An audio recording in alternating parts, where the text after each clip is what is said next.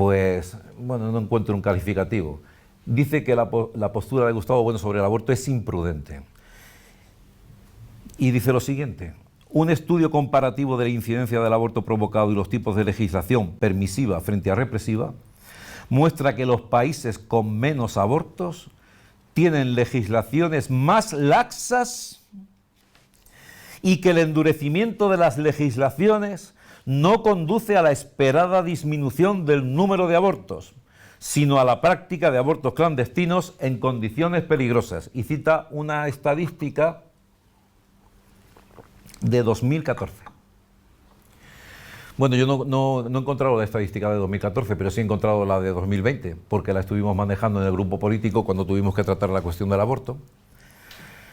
Y la verdad, pues me quedé un poco sorprendido, porque los países con las tasas más altas de abortos son Vietnam y Cuba, países en donde la legislación es la más laxa posible.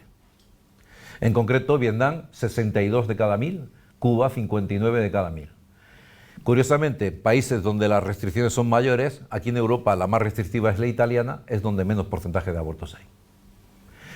Entonces, como él está aquí, pues nos puede decir exactamente de dónde sacó esa estadística. Yo, en principio, lo que tengo que decir es que esa estadística es radicalmente falsa.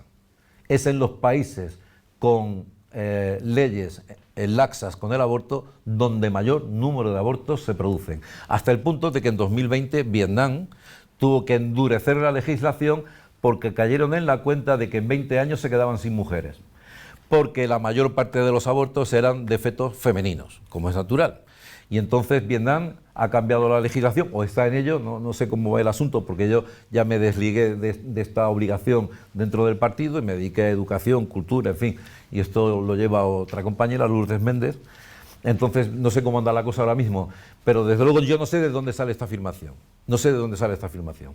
En cuanto a la argumentación, que si la mórula se puede escindir en dos y por tanto no sabemos si es uno o dos, pues a mí, ¿qué quieren que le diga? Me ha recordado una carta erudita y curiosa del padre Feijóo, que ustedes conocerán, supongo, que está en el proyecto de filosofía en español, sobre el monstruo de dos cabezas, que venía de nalgas y parecía que iba a morir, y entonces fue corriendo el sacerdote y bautizó un pie. Y cuando sacaron al feto, pues resulta que tenía dos cabezas. Como quiera, dice Feijóo, que la cabeza es el receptáculo del alma, aquí el problema se planteaba si había bautizado a uno, al que le correspondía el pie, o había bautizado al que estaba cruzado con el pie, o había bautizado a los dos, que es lo que quería la gente. El padre Feijóo dice que como el bautismo no es una ceremonia mágica, que el bautismo lo que expresa es la intención de los padres y la intención del sacerdote de que ese niño que ha nacido sea católico, apostólico y romano. Entonces, como la intención era bautizar uno y eran dos, entonces no bautizó ninguno. Bueno, pues David hace un razonamiento muy similar. Si en la mórula pueden ser dos y todavía no es uno, pues entonces si lo matamos no hemos matado a dos, tampoco hemos matado a uno, no hemos matado a ninguno. Este sería el razonamiento más o menos analógico, ¿verdad? De analogía de atribución en este caso.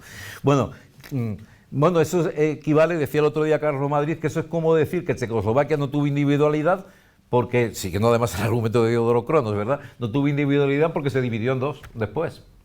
O decir que un esqueje no tiene individualidad porque de un esqueje pueden salir muchos esquejes. Frente a esta argumentación de David, Gustavo Bueno insistía en el sentido de la causalidad lineal, en el sentido de que sean 1, 2 o 24, lo que sabemos es que hay una causalidad y que está ya prefigurada. Esa argumentación de que podrían ser uno o podrían ser dos, desde un punto de vista ético, pues, bueno, si son dos peor todavía, porque en vez de uno están matando a dos. Es decir, aquí la doctrina de la ética aplicada al aborto, del materialismo filosófico, pues está exactamente igual que estaba. Es decir, no ha variado, ni creo yo que David la haya atacado en lo más mínimo. En lo más mínimo. Creo que está exactamente igual que estaba y las críticas de David pues no alcanzan prácticamente a nada. ¿Por qué? Pues porque realmente son críticas de naturaleza, pues qué sé yo, a mi juicio muy extrañas. Es decir, esta afirmación continua de que no hay un principio de individuación, bueno, también había que verlo. Si hay un principio de individuación, es una mórula como tal, que luego su potencialidad sea de uno o de dos, no veo ni creo que se pueda explicar con claridad cuál es la relación entre esto y la posibilidad de que se pueda exterminar a esa mórula. No existe ninguna relación. Bueno, sobre esto del aborto viene lo del asunto de Diodoro Cronos, que me lo voy a saltar, porque si no es completamente imposible. Es completamente imposible esto. Siguiente tesis.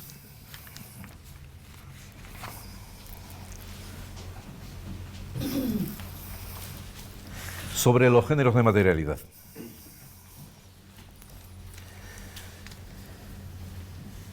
Mi afirmación, mi tesis es la siguiente. Los géneros de materialidad no guardan una relación de identidad con las dimensiones del espacio euclidiano.